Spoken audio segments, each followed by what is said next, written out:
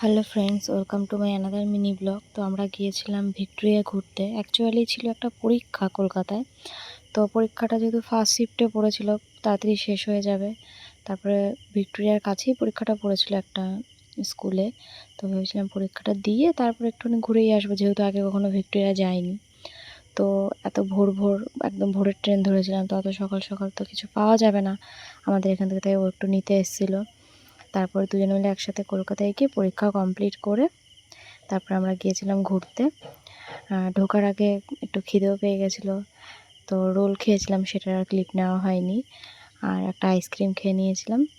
খেয়ে তারপরে ভেতরে ঢুকে চারিদিকটা দেখছিলাম। সত্যি খুব সুন্দর জায়গাটা, মানে যেমন শুনেছি, ছবিতে দেখেছি, জায়গাটা খুবই সুন্দর। বিশেষ করে ফটো তোলার জন্য খুবই সুন্দর জায়গা। চারিদিকে দেখছিলাম অনেকে ফটোশ্যুট করছিল সেজে এসে, খুবই সুন্দর লাগছিল। আর নানান ধরনের ফুল লাগানো আছে চারিদিকে, যেগুলো দেখতে খুবই ভালো লাগছিল।